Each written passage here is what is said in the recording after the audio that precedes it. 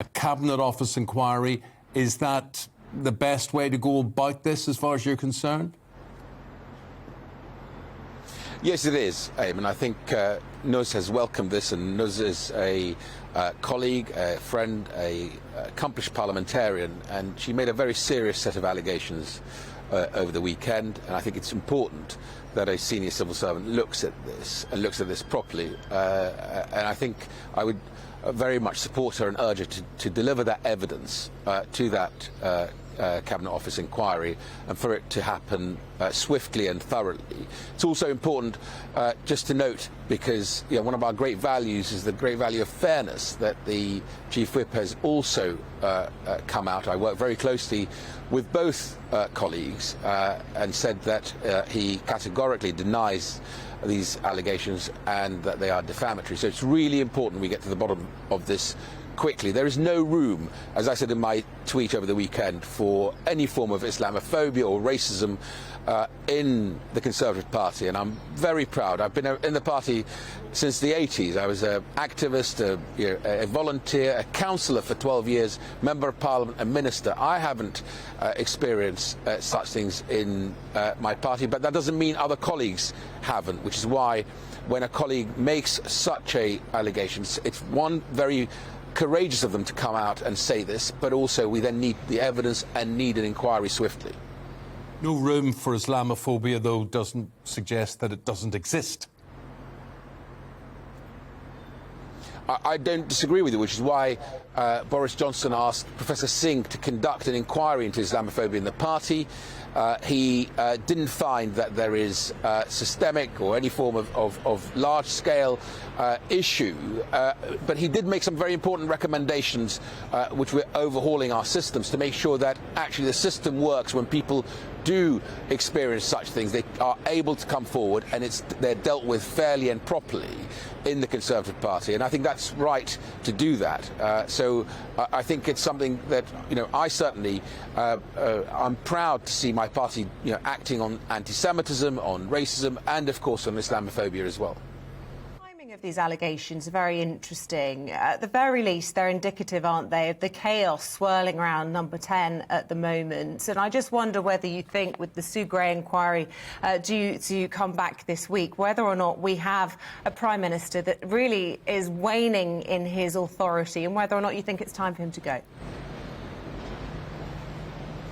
Well, I think if you are going to measure a government by its, outputs, by its performance, and you look at the performance of this government when dealing with the issue of the Ukraine, which is very serious, real aggression from Russia against free Ukraine, the world has commended this Prime Minister and this government on vaccines, which I'm close to, of course on the booster campaign, 36 million people now boosted, on a big decision before Christmas to stick to Plan B and not to close down the economy, to keep the economy the most open in Europe, on the decision to make sure that we deal with the cost of living. We're putting £12 billion this year and next year to help people with the cost of living, including £500 million to local government who know those families that are really struggling with their utility bills, on keeping schools open in my department and making sure universities go back to face-to-face education, making sure that children, 99.9% of schools are open.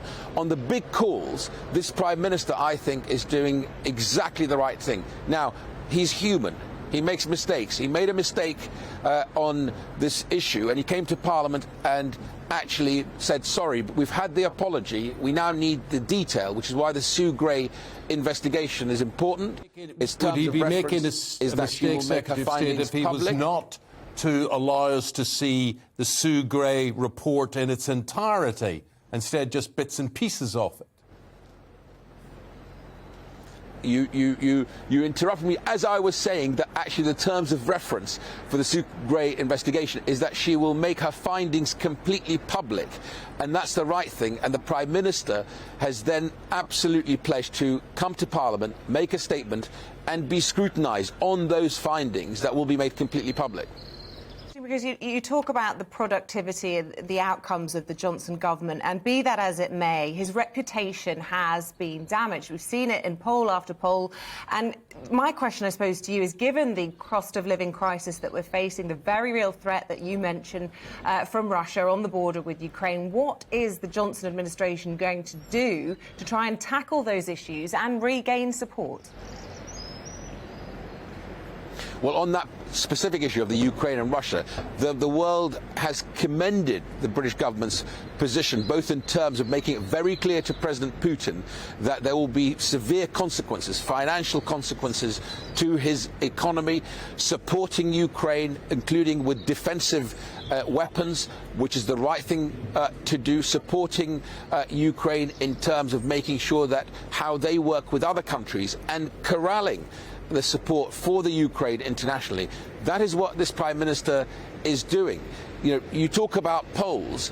My team were out in Erdington over the weekend. 30 people were out with Andy Street and others, and they reported back to me saying, actually, on the doorstep, people were recognising that this Prime Minister, on vaccines, on boosters, on not locking down the economy before Christmas and sticking to Plan B, on levelling up, on education, keeping schools open, making sure that universities go back to face-to-face education, all the big decisions, he's actually got it right for this country, including $400 billion to protect jobs. We have the lowest youth unemployment in Europe. That is a really important consideration on the doorstep. People want to know that their Prime Minister is on their side, is working for them to make sure they have those job opportunities, they have that protection as we come through this pandemic.